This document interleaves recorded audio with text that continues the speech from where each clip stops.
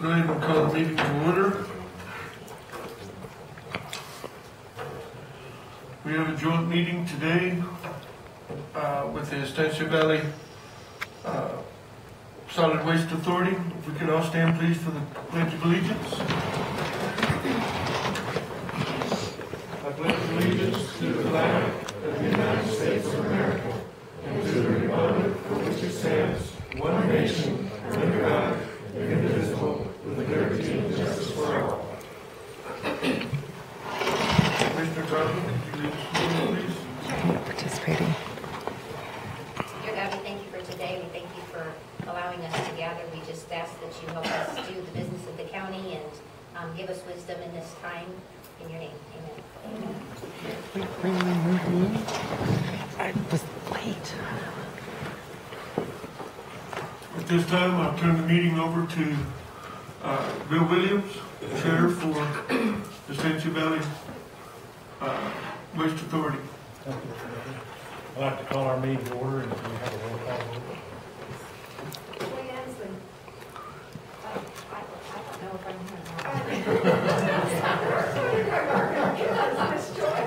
here, but not voting. Okay. That. Okay. Joe Barnes. And Larry Irvin. Philip Johnson. Yes. Paul Madrid. Debbie Ortiz. Jerry Pass. Here. Bertie Phillips. Jeffrey Snyder. Bill Williams. Here. We do have a quorum. Yes, sir. Any questions on the agenda? Not a motion to approve? So moved. Motion to move and second to approve the agenda. All in favor say aye. Aye. All opposed? Motion carried. Our next item on the agenda is our joint meeting workshop with Torrance County Commission. And we appreciate you allowing us to do this. We think it's really important, and we feel like you thought we did too. We're doing. Really appreciate it. And Joseph is going to take over now and give us a presentation.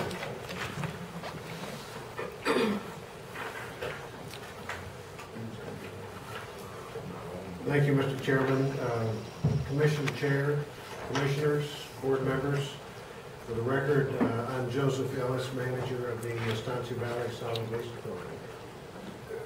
And with your permission, Bill Williams has asked me to prepare a presentation which summarizes a little bit of the history of the authority, what we are tasked to do, and our current budget and the reason that we need to have this meeting today. And so today's task is to begin to look at a long-term strategy for sustainable Torrance County waste management operation. And the reason that sustainable is the question and is the issue is because, and as I have said in the county commission meeting before, and the EVSWA board well knows, of the enterprise fund operations that the authority operates, the landfill has net revenues annually that have traditionally been used to cover the shortfall of revenues from expenses in the waste management operation that we do for the county. So I'd like to go over today a little bit of what how that came about and what we're looking at today. To go back to 1995, there were 6 entities, each of which had their own little dumpling landfill. The Environment Department of the state of New Mexico said you can't use those anymore, you have to close them, and your waste has to be disposed in a Subtitle D EPA landfill. And so these 6 entities came together and formed the Estancia Valley Solid Waste Authority to pool their resources to develop a Subtitle D landfill, which they did beginning in 1995. The land acquisition, the permitting, the equipping, and the construction of that landfill complete with the engineering design. Took 3 years, and the landfill opened in 1998. It actually opened as the Torrance County, Bernalillo County Regional Landfill because the county of Bernalillo, at the time that this landfill was started up, came in with an infusion of capital in the amount of $660,000, and so they became the partner of the landfill. EVSWA operations today include the Estancia Valley Regional Landfill, the Torrance County Waste Management System, commercial services, which include renting roll-offs and participating in illegal dumping cleanups and tire grant opportunities, and the new recycling operation. The Torrance County Waste Management System came to the attention of the authority not long after it was formed, when the county undertook to set up a solid waste management system based on an ordinance. Some of you may remember that prior to that time, the county solid waste services were handled by the road department, and some of the operations even involved dumpsters out on county roads, which were serviced by road department folks in pickup trucks. So it was a pretty basic operation. So the ordinance was enacted which prescribed the collection of a solid waste management fee and the collection of solid waste in the collection stations around the county. And so the authority set out to build those stations and to equip them and to manage them, and also set up a billing system for all the residential properties in the county. This is what the Estancia Valley Regional Landfill looks like. In 2008, this is cell number 3, which was just being constructed. In the background, this little green mound here is cell number 1. That's the cell that started in 1998. It was a 3-acre cell. It lasted 5 years. We went into cell 2A and cell 2B adjacent to this cell here. So cell 3 in 2008 is a 6-acre cell, and it was funded by a loan from the New Mexico Environment Department, as well as a CDBG grant that the County of Torrance got in the amount of $500,000. The loan from the Environment Department included the engineering on the plan, included the permit, which was a 20-year permit, which was redone then, included the excavation of this 6-acre cell, and also the permitting and excavation of the adjacent construction and demolition cell. The liner, which is the black material that you see here, is the double liner with the leachate collection system. It's a state-of-the-art landfill. And this liner was a $500,000 portion of the project, which was paid by the CDBG grant from the county. So that's what the cell looked like in 2008, and today, this is where we are. This liner edge down here is right along this edge here. So you can see how much we have filled up in these 4 years. This is where the working face is, and it is almost up to grade level. When this airspace continues to fill up, it will actually overtop some of cell 2 and 2A and 2B, which gives us even more airspace going up to the top here. Current cell life remaining is plus or minus 4 years, and that is largely dependent on the influx of material that we get from Bernalillo County, and I'll talk about that in just a minute. Diversion is really important because of that $1.1 million that it took to construct cell 3. We're looking at 4 years from now having to do another cell, have the money for another cell, and we don't have the borrowing capacity to construct a new one. So the first order of business is to see how much material in our waste stream we can actually divert. The first thing that we did in 2008, at the same time that we did cell number 3, we had permitted this construction and demolition cell, which was excavated adjacent to cell number 1. That's that 1998 cell there. This is a 3-acre cell at present. It's designed to go out another 3 acres to the east, and as it fills up, it can actually overtop cell 1. That's the engineered design of this C&D cell. So there is virtually no limit. Certainly the 20-year permit that we have for the landfill at the present time would cover that, but likely it would go out for the entire 40 years. This is an excellent way to divert material because this cell does not require a liner. The construction is already done on it, and we don't need to do any more construction.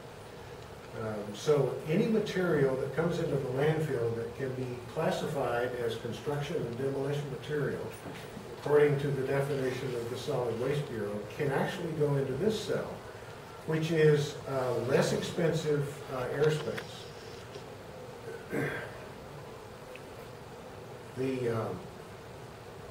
The rate on this cell is $47 a ton. That's what we have calculated as the replacement cost. But the rate on this C&D cell is $25 a ton. That kind of price difference drives customers to source separate the C&D and make sure that it doesn't go into that $47 a ton cell. Other diversion strategies that we have is to source separate materials that can be recycled. We have source separated metal for at least 10 years. We started dealing with metal before it became precious on the market, and there was actually a time when we first started separating it out that we actually had to pay for it to be shipped to market. Nowadays, with the value of scrap metal, we can actually have a portable baler come out, we can bale the metal, we can ship it to market, and we can make money on it. Other materials, and this is the brand new recycling center that opened up a year ago, and we have the diversion taking place at our collection stations. We've got 3 collection stations set up at the present time, and the 4th one is expected to go online in about a week or 2.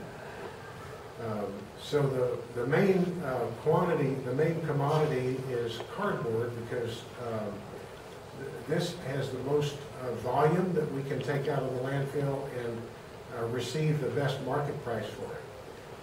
So the materials are source separated at the collection stations, and they're brought to the recycling facility. They are loaded into this baler, they're baled, they're stockpiled, they're set on a truck, and they're shipped to market. Scrap tires are source separated. They don't go into our cell either, even though legally they can. We separate all of our tires, and we ship them down to Denver City, Texas, where they are ground into construction-grade crumb rubber, and they're used in rubberized asphalt in Texas highways. Green waste that comes into the landfill, and green waste is branches and limbs, is ground up into mulch. We have composting operations. This is a mortality composting operation here, where all of the large and small animals that come in are composted. And then we have a new septic composting facility here with a large dewatering lagoon that was funded from a grant from the Environment Department. And it just opened for business today. So all of these materials are kept out of that MSW cell in an effort to lengthen its lifespan.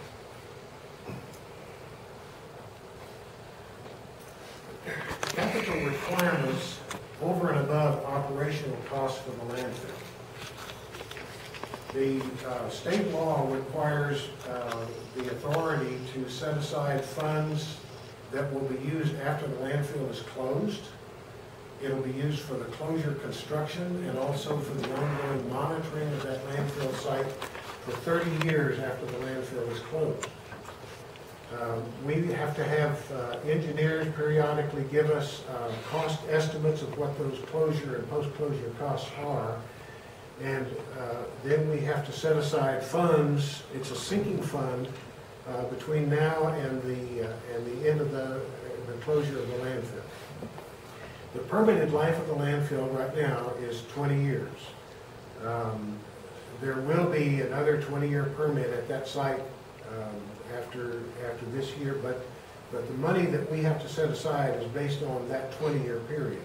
And right now, that's $33,000 a year that we have to set aside, and that's according to state law. In '98, when we borrowed the money for the permitting and the construction of this L3, it created this nut of $75,000 a year of debt service. This goes out for another 18 years. Obviously, that is mandatory.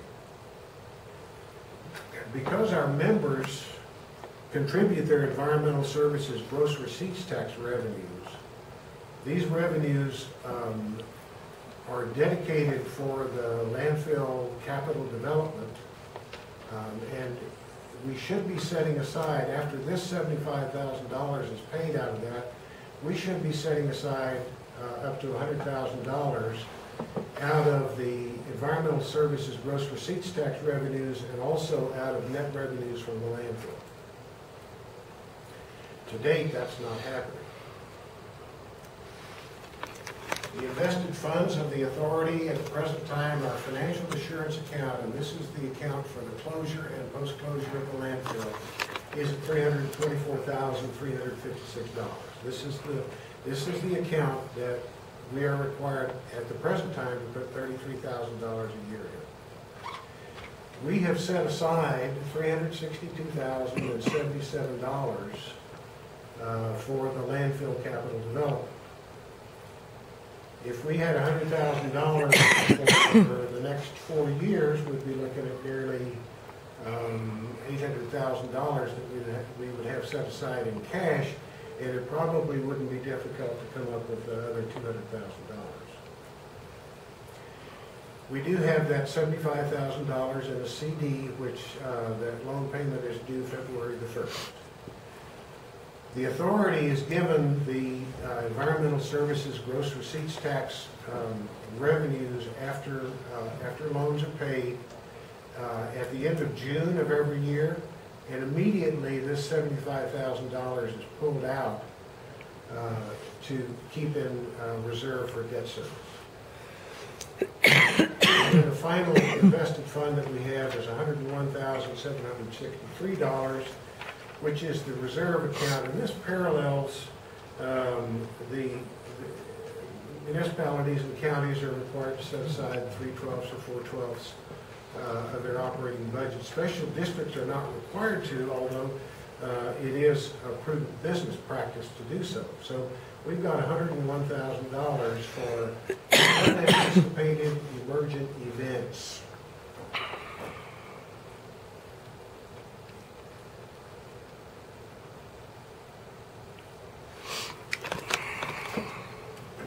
Last week, the EVSWA board met after having the experience of the first quarter of FY13. They went through the revenues and made adjustments in revenues based on the experience of the first quarter, and they did the same thing with the expenses. Total revenues projected based on the first quarter of operation were $1,487,300. Expenses were $1,577,146, which left a negative net revenue of $89,000, and we still have this $33,000 that we are required to put into that financial assurance fund. So the board last week was looking For the fiscal year, the shortfall is $122,846.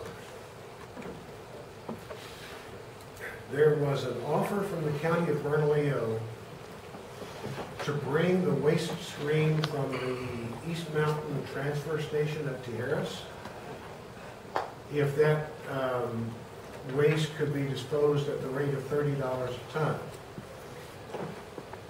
I said the rate in the MSWSL is $47 a ton. For our member entities, it's $31 a ton, because they have the compensating revenue stream of the tax funds that make up that difference. County of Bernalillo, the reason in 2008 that they pulled out of the landfill as a partner is because they were no longer willing to contribute any more of their ESGRT funds. They, county commissioners at that time, had other designs on that money. But this board of directors said, well, there's got to be some way that we can balance this budget against this shortfall of $122,000. So they decided to accept the waste stream from Bernalillo County's East Mountain Transfer Station, which this fiscal year is estimated to be $90,000, bringing this revenue for landfill tipping fees to $706,000, total income up to $1,577,300, leaving a net revenue of $154, but there's still that $33,000 this year that is going to have to come out of this reserve account to go into this financial assurance account. It's not an expense, it's a transfer of funds from one account to another account. But you can plainly see that we can do that 1 year, and we can possibly do that 3 years, but that's all she wrote as far as that reserve account is concerned. And that's with all of with no extraordinary expenses from heavy equipment, which we know can be extremely expensive.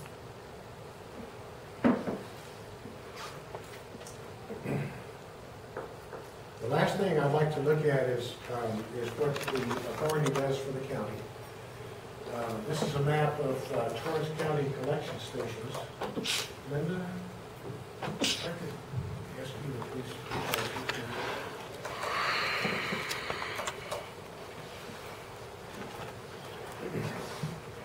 There are 8 manned collection stations at the present time. The largest one being the Northern Collection Station, which is situated just south of Moriarty. We have stations outside the municipalities of Estancia and Mountaineer. There is a station that is at Willard, but because of the personnel problems that we've had manning that station, and also the lack of customers, there are only 2 county customers there. The board decided last week to go ahead and close that station. So at present time, we have the station here at Moriarty, which is open 7 days a week because of the dense population center here. South of Edgewood, over in the Hills and Valleys area, is our Hills and Valley station. Along Lexco Road is the Indian Hill Station. Both of these stations are open 3 days a week. The station at Tahiti, which serves the beginning of the East Mountain, the north of the East Mountain community over here, is open 3 days a week. The station at Estancia is open 3 days a week. The station outside of Mountaineer and the station at Punta de Agua are each open 2 days a week. So the document that you have shows where the stations are, and it shows the average number of customers per day and how many days a week the station is open. You can see here, this is the Northern Collection Station, showing a line of cars, and very often, if you've used that collection station, you've sat in a line waiting to be checked in. It's really busy, particularly on the weekend. That 95 a day is a daily average. I would guess probably during the week it's more in the 40s and 50s, and on the weekends it's 120 to 150. That's a station that has a stationary compactor, and we also, of course, have the source-separated recycling operation. We do have a manned station down at Torrance, and the chief difference really between Torrance and Willard is that Willard is incorporated, and the folks that live in Willard have their own solid waste collection system. Torrance is not incorporated, so the 24 households down there are actually county customers. So we're responsible to provide the solid waste services for those folks down there. We've got some front loader containers that are serviced by the Vaughn, by the town of Vaughn. And we also, at that station down there, we have our roll-off containers for bulky items and recyclables.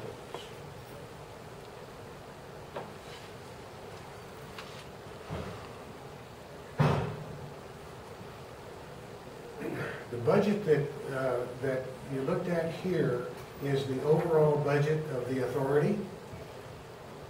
It's actually a lot more complicated than that. Last time I was here at the County Commission, I talked about this new program that we have that allows us to allocate revenues and expenses by fund. This is one of those sheets, and it's really quite extensive because it takes personnel, for instance, by name, and it assigns expenses for each one of these people based on their salary, and then it assigns an allocation of funds either to the county operation, to the landfill, to our roll-off services, or to recycling. And there's an extension out here based on those allocations. These extensions go to the personnel expense, and then the other revenues and the other expenses are all allocated out according to those 4 areas. And what we come up with is a bottom line that looks like this. The Torrance County Waste Management System, the first column here is the first quarter, which the board was looking at this last week. During the first quarter, there was a loss of $92,600 for the county waste management system. And over the course of the year, projecting a loss of $305,000. The Estancia Valley Regional Landfill, after the addition of the Bernalillo County business, the projection is that over the FY13, the county will bring in $869,000 with expenses of $537,000 for a net revenue of $331,977. Well, you can see this 331 pretty well offsets that 305 loss from the county waste management system. This is not a sustainable situation. Put together so that 4 years from now, that next landfill cell can be constructed. We're going to be looking at another $1 million, and we've only got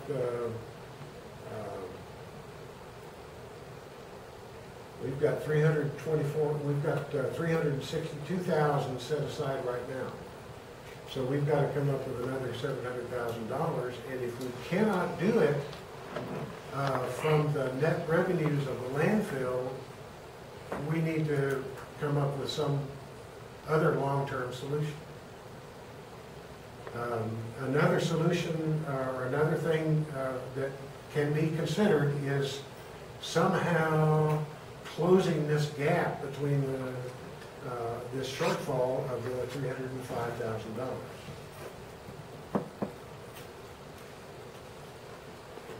So that's where we are today.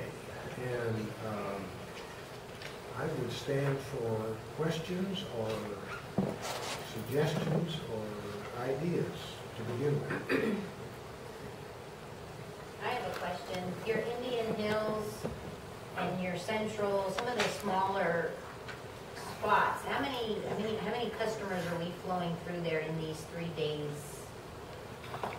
There's an average there where it shows the days per week. There's an average number per day that come in there. So 52 a day. Out of how many people in that area? I'm just trying to see if, is it better to, I mean, I hate to do this, but in order to save, I mean, you're gonna have to cut somewhere. Okay. Maybe shut one, because, I mean, and they're just gonna have to come to the northern part. That's certainly an option. Would you send them? And Commissioner, we have talked at length about what might be our recommendations for perhaps the best option, which would continue to provide the best services for county customers. Adrienne Mingens is the field service supervisor, and she's here this evening, and she did this research over the past 2 years and has come up with these figures. A recommendation that we might have, if you want to consider a curtailment of services, would be something along the line of perhaps closing the southern facility of Mountainair 1 day a week, the Punta de Agua facility 1 day a week, the Tahiti facility 1 day a week, the central facility 1 day a week, and the Hills and Valleys, Indian Hills 1 day a week. Joseph, have you thought about that? I mean, if you close these, I can see in cutting cost, if you close these, what's the potential of some of our arroyos starting to fill up? Yep. That's a good point. That's a good question. Certainly, Which is why you're in business. stations that have, a minimal number of customers, 35 customers a day, it would not be an imposition on those facilities to consolidate to 2 days a week. It'd be a little more inconvenient for the customer that maybe here that's used to coming on Tuesday, and now he has to come on Thursday or Saturday to the Estancia station. I think maybe where you're going is the reality that we can cut back in services, but the amount of waste that's generated is the same. And it still has to be collected, and it still has to be hauled to the landfill, and that disposal still has to be paid at the landfill. So those costs are not going to change. Now, Commissioner Tapia, if we did something along the lines of that recommended curtailment, cutting out 5 station days, that would be 1 employee that would be laid off. So that would be a saving of about $30,000.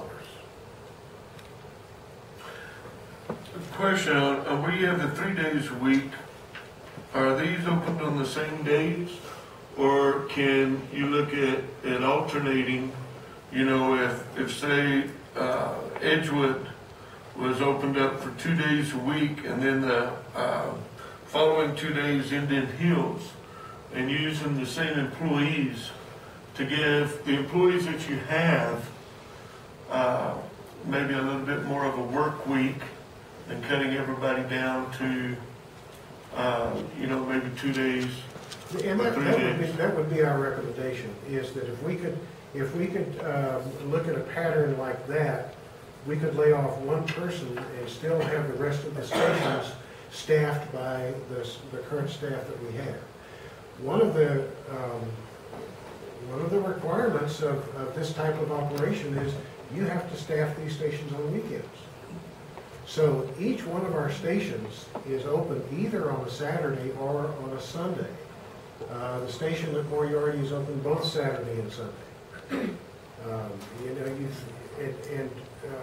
my hat is off to Adrienne to be able to put together a staffing pattern where we've got weekends covered, and you know, and still have full-time work for everybody. I submit another alternative. My idea was just a half a day, like a half a day at Southern, and move for the other half a day. And, you know, they tell the customers that, well, we're only going to be open in the afternoon on this day. The people that come on that day would probably still come on that day if it's a long day. Do a half day and still maintain the same number of days in any one position. Commissioner Freiberger, if I may have a few questions. Mr. Ellis and Chairman Williams, members of the board, certainly this is your area of expertise, and so I'm kind of doubtful that you're looking for an answer from us. I think you guys have probably come up with several solutions. So do you have, other than what's been mentioned so far, other ideas that you'd like us to consider, or is it your wish that we take some time to bring some ideas to the table as well? Commissioner, I can tell you some of the ideas that have been floated. Okay. One is a general fund allocation from the county.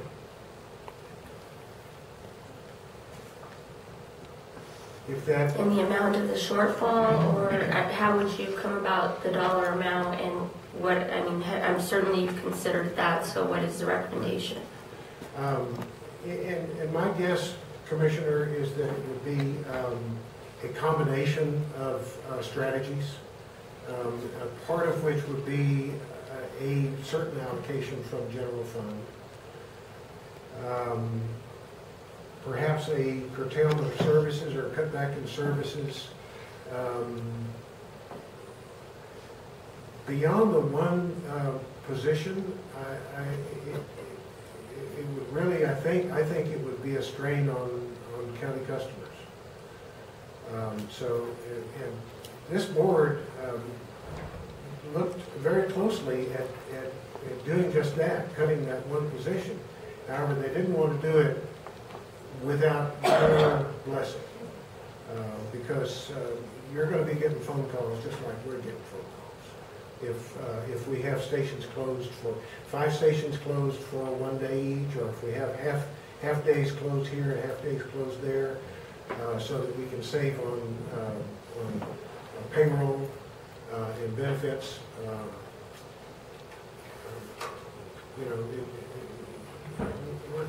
You really need to be involved in that decision. So a general fund allocation might be one. Another that certainly has merit is for the last shortfall, the county stepped up. The county manager wrote a CDBG grant for $500,000 for that liner. The question is could that be an option, that the county might be able to participate with a CDBG grant, or maybe back-to-back grants, perhaps starting out with a planning grant. But if the county were able to bring that as a resource, that would alleviate the need to take this $331,000, to take $100,000 out of that and continue to set it aside into the capital development fund. Ladies and gentlemen, the commission would like to have one observation to add another component of context here. You probably connected the dots with the service debt that we have for the cell 3, which is $75,000 a year. The time horizon on that payment extends out probably 4 to 6 years, maybe even 7 years beyond the cell's useful life, which means that as a practical matter, the second component of our problem, what we're discussing now, is the short-term cash flow problem. The real difficulty is that if we have to start construction of another cell, which means we'll have to finance it, we have this overlapping condition in which we're still paying for the cell that is no longer in use for a significant amount of time, which adds quite a bit of a burden. If we just go with the current allocation for debt, which is $75,000 a year, roughly, if we finance the oncoming cell, it would be about the same. So our service debt then would go to $150,000 a year. That's the real long-term hard rocks to get over, is that we have clearly a need to reevaluate the whole equation of how this is going. So that's the next tier of the problem. Our short-term problem here, we can probably work out. In that context, what we really like, it's such a long-term problem that I think most of the board feels that we really like elected officials to weigh in with ideas and understand the concept that we have this long-term finance problem for this basic required need that we have in the county and the region. So that's my main point here to consider, is that the real bigger one is this long-term finance issue. And you say that's another 6 to 7 years?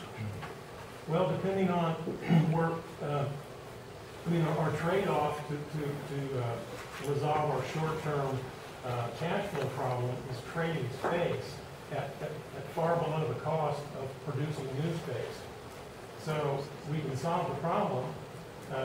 We're taking this on a short-term basis as soon as we can eliminate it. Maybe the economy will improve, cash flow will improve. That would be nice. But 4 to 5 years out, we're going to have to finance a new cell, and we'll still have a considerable amount of time to pay for the last one. How much of the $75,000, to break it down, is interest on the loan? It's a 3% interest, but the loan actually is a 20-year loan, and it's 2 years old. So we have 18 years left of $75,000. We have, and Positive outcome. Right. 7 years is very much more positive than 18. Well, I'm an optimist. Okay. That shot my theory on. Commissioner, the other aspect of that is our borrowing capacity right now is nil. There's no borrowing that we can do on net system revenues in New Mexico Finance Authority because there are no net system revenues. If we were to go to the Environment Department again for another facility loan, they would look at this and say, well, the landfill's generating enough money for to carry even $300,000 worth of debt service, but overall the agency doesn't have that money available. So the Environment Department is not going to loan any money either.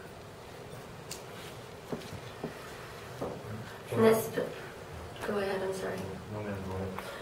Mr. Ellis, Mr. Williams, so then is this entity, and I apologize for not knowing this answer, but is it eligible for capital outlay allocations from the legislature? We are, and if I may historically go back, Madam Chairman, for 10 years ago, I actually did the manual calculations on this, which was just like a one-time snapshot in time, and showed the county commission how the county solid waste management system was being carried by the landfill, and so this is something that's it's been a long-term issue. Do you have a number count of how many members? How many countywide? County accounts, they're about 4,000. 4,000. And the monthly fee? I know I pay my bill every month, but I pay $3 and it's a lump sum. It's about $40 a month. It's 40 a quarter. I'm sorry, $40 a quarter. I would like it to be $40 a month. So that was the unmentioned option then? Well, what I can tell you is that this board has not recommended any county fee. And to get back to the other question is, yes, we are eligible for capital outlay allocations. And early on, when I showed that disparity to the county commission, it really wasn't a big deal because we were getting capital outlay allocations. And there was a year that Representative King had gotten $250,000 for us for construction. So we can get that. Frankly, I don't know what the prospects are. Sure. I just wanted to know if it was an option. We are eligible. Okay, thank you. If I may, like Joseph, state commissioners, like Joseph stated, the board didn't want to do an increase, but everybody's dancing around it. Let's not dance around it anymore. It may become, it may get to where we have to do an increase. We're not entertaining it right now, but don't set that one out of your mind. And that's one of the reasons why we're having this meeting, is to try to find different ways without doing that to solve these problems. The city of Moarity had to do a 2.5% increase in their water bill because we kept falling behind and behind and behind. And if something happens, like a major pump goes out, we have to go get a loan.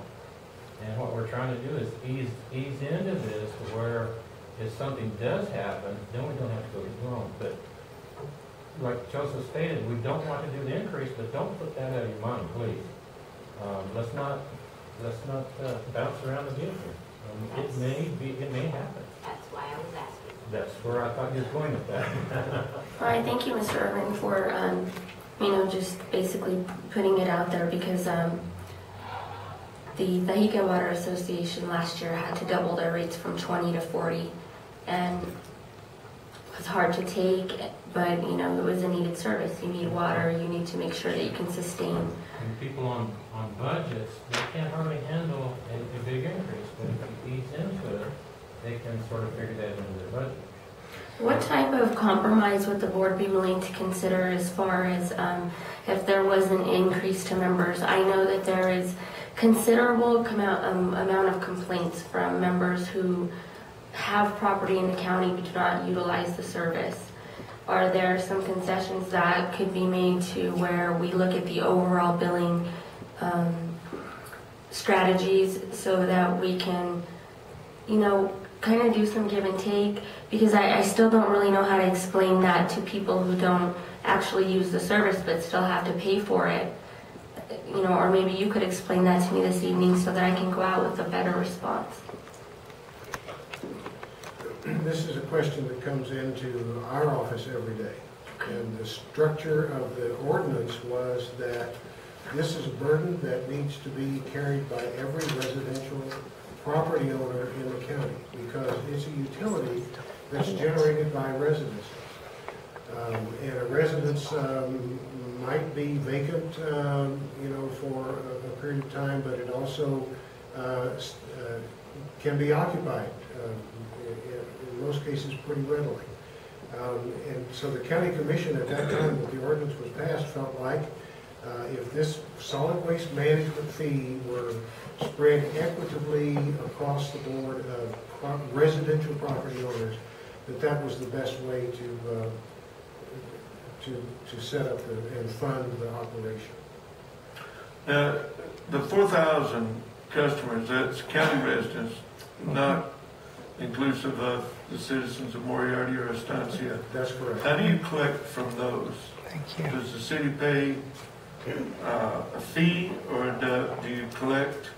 How do you collect from the residents in the townships? The residents of the municipalities are not subject to the management fee, solid waste management fee of the ordinance. The municipalities provide their own solid waste collection services. And that goes into the same pit. It goes into the city finances. We charge each and every customer a fee every month based on the size of the container they have for their weekly pickup. We contribute to the Solid Waste Authority our our environmental gross receipts tax that goes directly to the solid waste authority. collect from the Plus our county. customers, if they have any additional above and beyond garbage over what's picked up weekly, they purchase a tip ticket to take the additional garbage to the convenience stations and dump. And they have to have that ticket in order to get into the convenience stations. They don't get a sticker like the county customers get, which allows them to dump a certain amount each week. They have to purchase a tip ticket to take in the excess garbage to the convenience station. Okay, now the fee that you collect from the municipality, the residents in the municipality, Yes, sir. and then you say that the Estancia Valley Waste collects the environmental, They intercept our environmental gross receipts tax. and how does that weigh compared to the fees you collect? How does that offset? Is that even? I mean, No, sir. so which is greater? The fees I collect from my customers. So, I mean, there's part of the problem right there.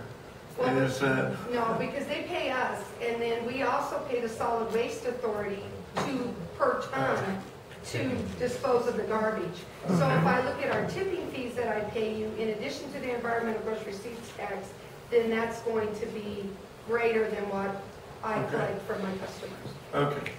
I mean, you didn't say about the tonnage fee. I'm sorry, I thought when Joseph explained that earlier. I was trying to cut in, but I didn't want to interrupt. I knew that piece was missing. Yeah. The municipalities, they hire a private hauler, and that private hauler goes to the landfill, That's and where then they we dispose. bill City of Moriarty and Town of Estancia for what they use in the landfill. Okay. Yes. Okay. So we do that. If Mr. Ellis, if I could, this might help you explain where the city of Moriarty's at, Mr. Fryerger. We hit a loss, the difference every time. Right now, the shortfall in 9 months between what we pay, what we collect, and what we pay the tipping fees is $8,280.90 in 9 months. That's a shortfall. So we got to take that out of general fund and kick it in to bring that back up. So it appears, I mean, I sometimes you have to talk to me like a 5-year-old, and sometimes I think like one. But it appears that not only do we need to look at raising our fees, but also to offset. I mean, if the municipalities are also coming up with a shortfall, then we need to take a closer look to where we can even that, to where it's an overall fee increase, to where we can bring the short revenue up to balance. Well, the town of Estancia implemented, we're in our second year of a 3-phased in, we're in the same position the city of Moriarty is in. We implemented a 3-year, we did a study, had a study done. We implemented a 3-year price increase on our water, garbage, and sewer rates, and we implement a certain percentage of it each year. We just implemented the second phase in August 1st, 2012. The third phase will go into effect August 1st, 2013, in order to bring our enterprise funds so that they were a break-even fund and that the general fund wasn't having to contribute money to cover the loss on the enterprise funds. And also, if I may add one other item is, and during our cleanup, that's the hardest hit that we take, is during the cleanup. Yeah. That's a $4,100 hit, right? $4,100 loss right there. From the citywide cleanup. Yeah. Our loss was $5,000 this year on the cleanup, what the town had to pay. So, yes, we are gonna have to look at that. But like I said, nobody wants to face it, but the true deal is, if you want that to stay out there, we've got to do something. And I'd rather pay a little bit more and have places up to scratch instead of in the county's out. I agree. We could, Art, you had something? There's been a problem at the northern station recently where lots of my neighbors have been turned away because there's a dumping of the bins on Monday, and then they're not getting back in time to service the county customers. And Saturday, Sunday, and Monday are the busiest days at that collection center. Also, I want to make a comment that the board hasn't considered expenditures. And I understand, I don't have concrete material on it, but that there's been some fairly recent salary increases and bonuses given out, and I'm not sure why that's going on. We're laying off low-paid workers and cutting back on services. Let me clarify something. I mean, just as far as wage increases, last year the board came to us and we were disappointed that the salary were increases, but it was due to a union contract, and so the administrative side of the Estancia Valley waived their increase. And so we had expressed to the board and to Mr. Ellis that until the county could give a raise, then we felt that Estancia Valley Waste is perceived as a county operation. And so this year, and I've discussed this at length with the board, Mr. Ellis, that we did grant a 3% across the board. So for the county employees, and they are, I would venture to guess you're still in negotiations with the union. We are. We go into mediation on the 27th. Okay. With the overdue contract. But I do know on that level, they are attempting to hold it back and to try to, and I know I've expressed to Mr. Ellis that the administration, they need to look at across the board. As far as bonuses, I don't know about bonuses. I'd like to comment about that. Yes. The only bonus Mr. Jeff, go ahead. Is applied to workers, and it's encouragement for safety performance. If the people who work here go by the safety rules and are uninjured, they get the bonus. These are the guys who work out in the field, who do this work. And the outcome of that is that when I came on the board about 4.5 years ago, our insurance rate was somewhere around $70,000. It's now down to about 23 or 24, I think now. So the whole purpose of that bonus was to facilitate a huge savings, which it has done. So that would seem counterproductive for us to make a cut to something.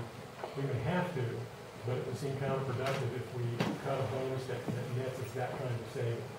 So instead of paying the insurance company more, you pay the employees to keep the insurance rates down. Right, substantially. That's the only bonus that doesn't save operation. Oh, I need a little bit more clarification from the board or Mr. Ellis or the commission on this. Municipal entities, if you have a vacant house and it's livable, do the municipalities charge a vacant fee to their customers and their clientele? And if not, then I guess my further question would be, does the environmental gross receipts fee offset that? Because to me, that seems like a really unfair advantage to living in town versus living in a rural area if you got a vacant property. It depends on where you live in the town of Estancia.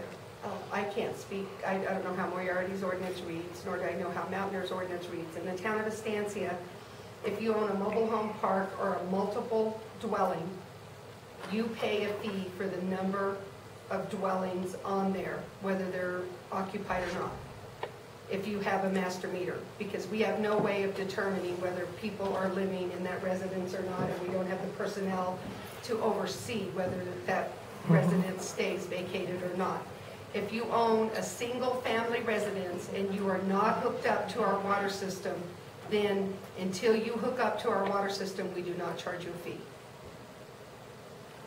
But the moment you're hooked up to our water system, then you automatically pay for water and garbage, and the only way you don't pay for sewer is if you are in an area where we do not offer sewer and you're on a septic tank. So then how does the trash authority define that in the rural areas? Because you've got properties where there's people that's passed away and the services are fully terminated, yet that property is still billed with not a living soul being in place. How is that different from a municipal setting where they've terminated utilities?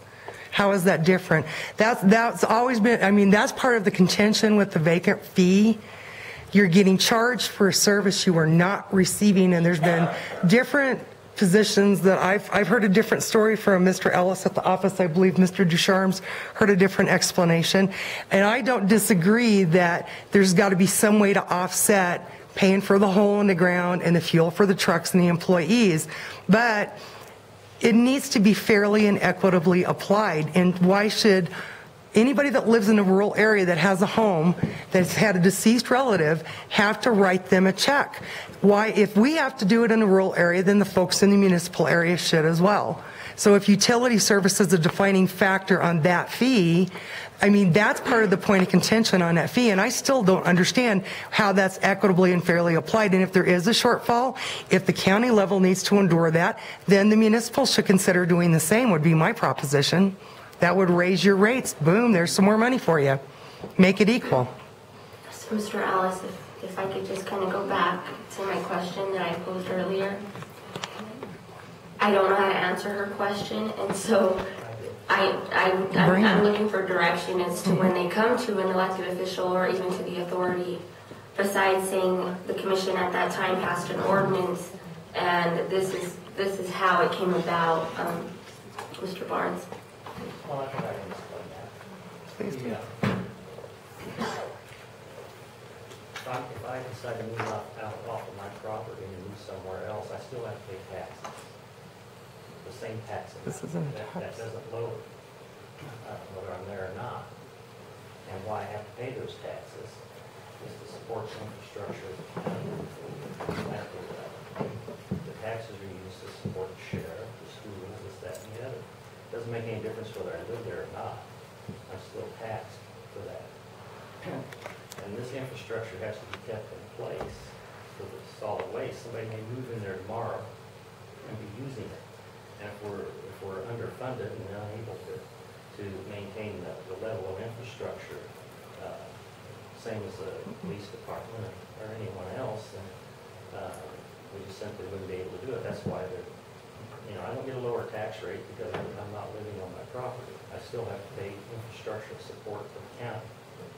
I think Ms. Hewitt is not opposing the fee. No, I'm not. As much as she's asking, why can't the municipalities also That's impose right. the same reasoning that you're giving? Exactly. Joe. If I could, there's a completely different solid waste system within a municipality as there is within the rural area of the county. No. The municipality is based on Nope. the service We'll that's never agree provided with that. to the residents when somebody occupies that residence and they sign up to have a cart. That's when they're billed on their water bill for cart service for that pickup. That's a direct obligation. Out of the county, we don't provide curbside pickup, but we do provide neighborhood collection stations where people will bring their solid waste, as you know. And so we have to be ready, as Mr. Barnes said, to provide service to the residences because the residences generate the garbage. Now, as to a residence that may be owned, entitled by a deceased party, it's not at all uncommon for us to see the family of those properties need to clean the properties up. Either in ongoing maintenance to make sure they're not fire hazards, or maybe they want to get the property ready to sell. What are they going to do with the garbage? Well, we've got to be able to provide that service. So number one is that account has to remain on our books, and we have to know who the property owners are. We have to maintain those records, and that research is something that goes on all the time in our office. We work with the county assessor's office, we work with the title company, we work with other property owners, and to maintain these records in a current real-time status, it takes money. The other thing that happens is when that person, let's say a family member, or let's say the owner of a vacant residence needs to clean their property up, they've got to be able to use the collection station. And so their account card, their payment stub that's required has to be a current payment stub for them to go. And we allow them to bring their garbage to the collection station and to pay for it, and we will bill them for the usage of the collection station. All of that activity has to go on, and I might say that I was opposed to the vacant residence discount when it was imposed, and I'm still opposed to it. I think every residence in the county should have the same solid waste management fee, except for those residents that hire a private hauler, and they get most of their garbage collected curbside by that private hauler. Now, they still have to have access to the stations for bulky items, and that's why we still charge them 1/3 of the solid waste management fee. But as far as vacant residences are concerned, I'm willing to just do away with it. We'll bring this back into focus, on trying to resolve some of the problems with the workshop between the board and the commission. And these are all problems that we need to take a look at, whether we abandon the vacant lots or, whether we impose a higher fee. These are things that we can look at and hopefully get out. The main focus, I believe, is how we're going to get out of the hole we're in now. Has the board considered, or maybe it's not necessary, but has the board considered possibly having a consultant come in and thoroughly analyze the authority and then give some recommendations as to other sources of revenue or other grant resources? Or do you feel at this time really, as Mr. Urban said, we just kind of need to just do it? Do we need to look at an increase and phase it in? Do we need to look at our general fund other than, shutting down some sites on some days? Have other authorities had this similar problem and had any recommendations to your authority? Where are we at? What do you recommend?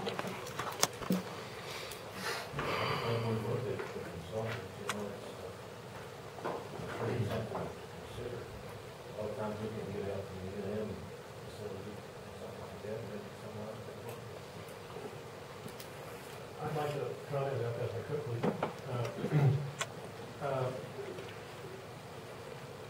Being as open-minded about it as possible is a good thing, but basically it comes down to math. You don't need a consultant to look at the spreadsheet and tell you where it is. It's simply a matter, we have a large funding deficit for a business that we have to adjust the equation to. It's that simple.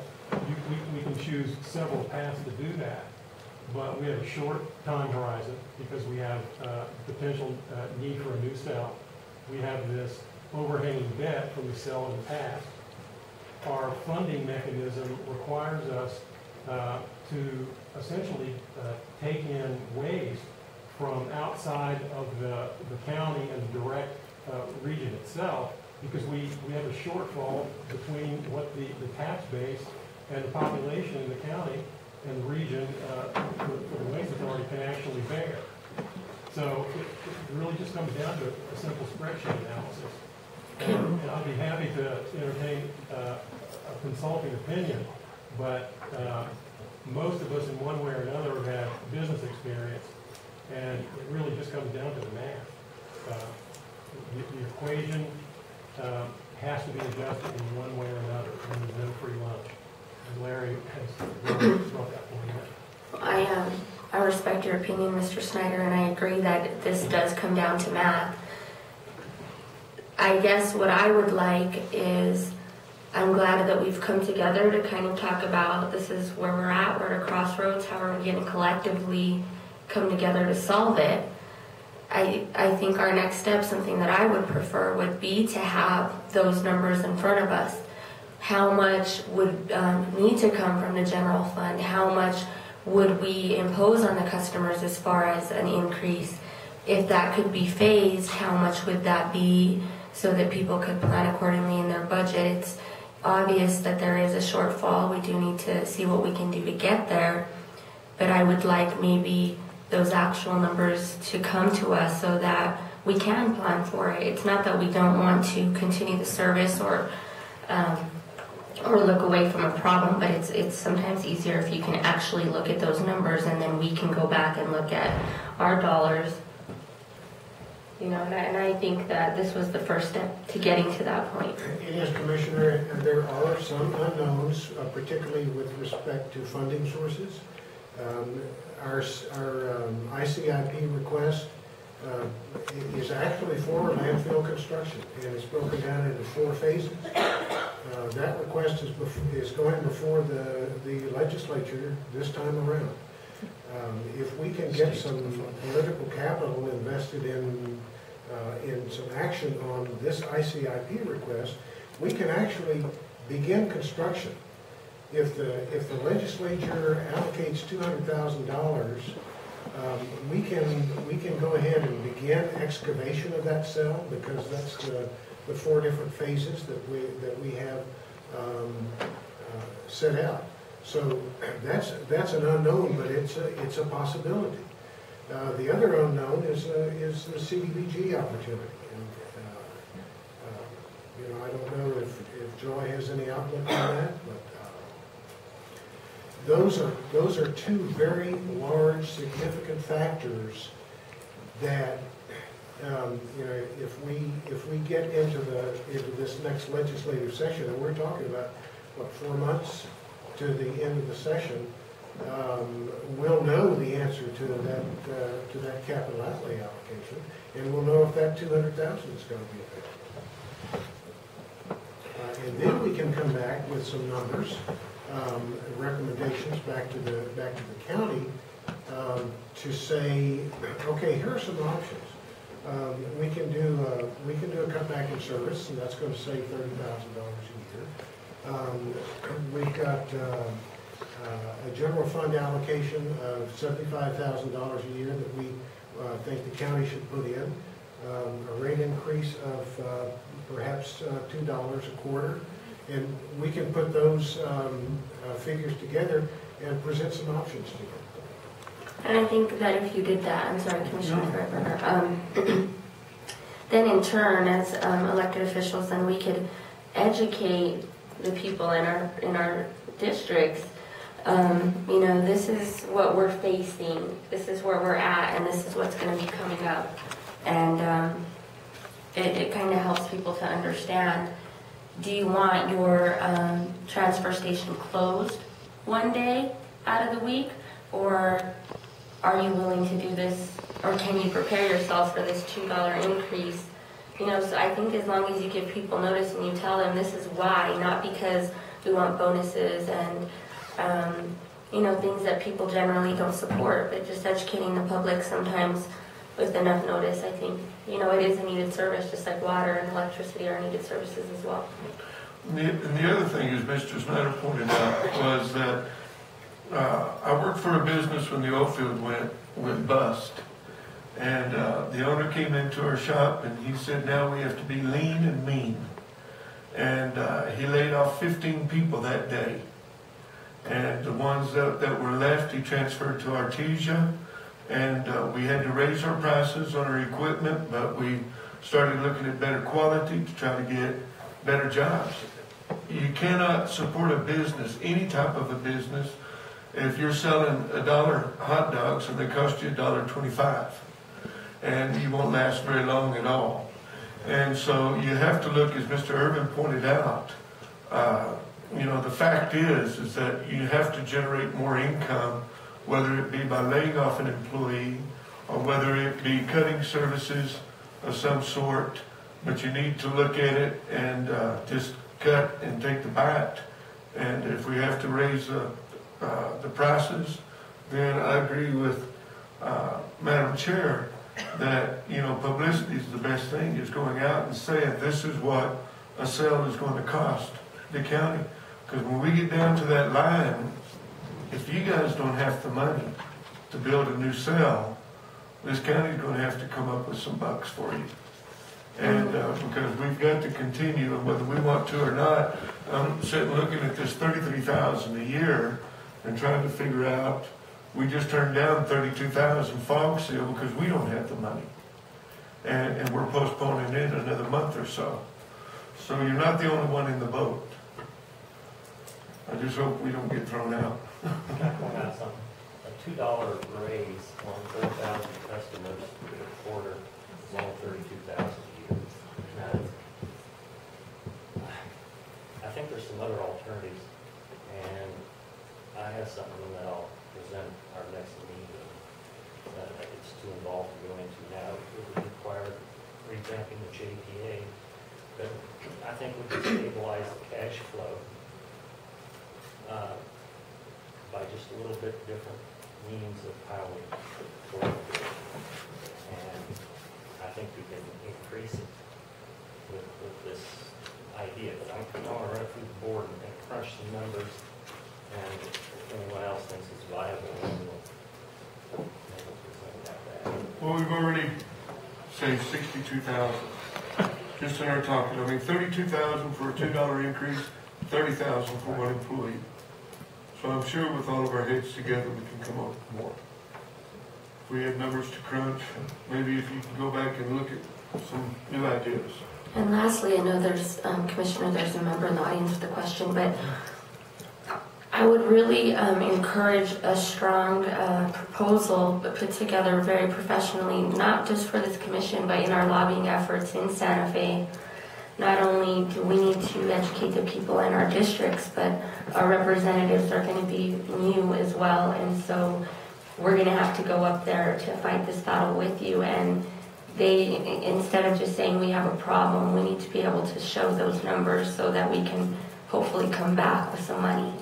So when you put that together, I think the better that it looks, and even possibly a flyer or some type of information on your website to the current members that utilize the service, because as a commissioner, I do know that I was familiar with the grants and everything, but most people don't know how much that liner costs, or they just know that they go to the authority and they get rid of their trash, but don't know much after that. Or sometimes, you know, I pay my bill so I don't care where it goes, but it really helps to understand how much that liner costs, how much it costs to build another cell, and even maybe some pictures so people can see, well, this is what I'm paying for. It's nice to be able to put something with it.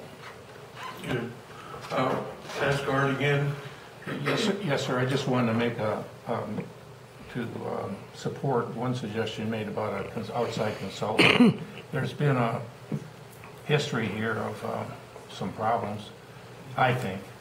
I know Mr. Ellis wouldn't agree, but if we could compare this authority with a really successful authority like Green Tree, we find in Lincoln County they service all the populated centers and are able to outcompete any private haulers. And they have a very successful recycling program that's profitable. And both of these things aren't working in our county. And I hate to see us have to pay more money for reduced services as the answer, at least off the top, for this problem. I think we could get a really good, and there's a problem too, I think, in talking to friends of mine who are accountants. We don't have here a real revenue stream display in their accounting. And Mr. Ellis claims that the vacant fee goes for maintaining account information, but there's no way to track that through the system, no audit trail. And I think that somebody from the outside who has a financial expertise as well as expertise in waste management should look at this authority and see if there aren't efficiencies that could be made that would save us county residents a lot of money. And I think Bill just mentioned about that, looking into a consultant, whether it coming from UNM and getting some advisory maybe from different sources. We do an audit each year, you know, and it's outside and so forth. Yeah. May I point out, Green Tree's been in the recycling business for many years, and we just started. And also, they do not have a vacant exempt. In Lincoln County, they pay full fee. Are you talking about a reduced vacant price? Is that what you mean? There's an answer to that. Right now, the vacant reduced price is $3.50 a month or $10.50 a quarter for the reduced. That's not enough to keep it on the books. It's not enough.